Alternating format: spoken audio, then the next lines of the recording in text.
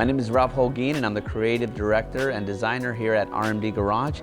I've always loved bubble tops. I've owned a 61 and now my 62. I like to do and build things that are different. This 1962 bubble top is so different and so unique, and this really came from passion. I have to say that we get a chance to build some stuff and we get a chance to build cars for customers, but this one right here was really homegrown from passion, and at the end the results are just unbelievable. This is one of the original colors, which happens to be Roman red, which was offered on a 1962 bubble top in that era. My favorite element of this car is really hard to pick. I think I'm in love first and foremost with its body style. And then you see that beautiful glass, that smoked glass, that acrylic finish just enhances it to make it look so 21st century.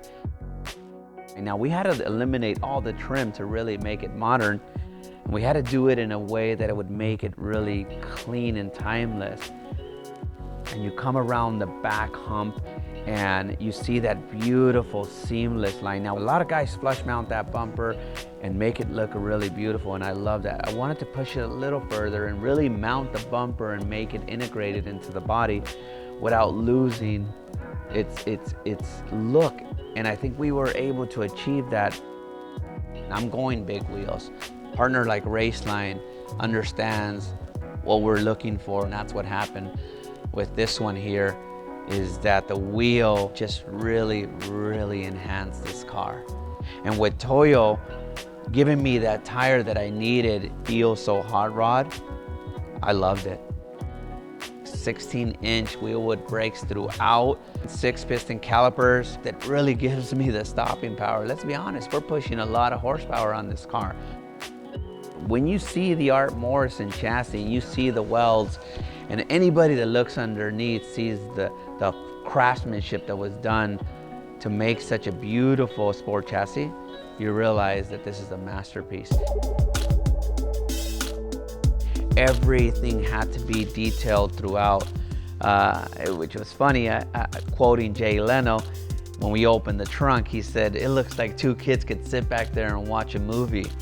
And of course, there's so much to be said about the interior and the choice to really push the envelope on the interior and have it be such a concept piece, to the gray mesh, to the floating center console that just makes you feel so futuristic, to the cup holders, to adding USB ports that take it to the 21st century.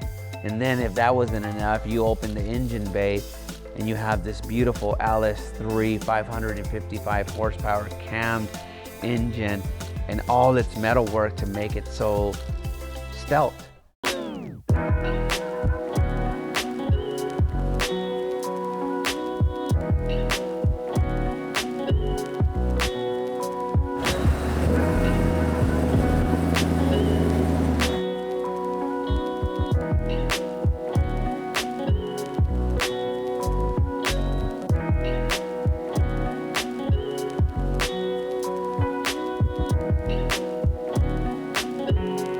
Obviously, the purists are gonna hate that I took a 1962 bubble top and transformed it.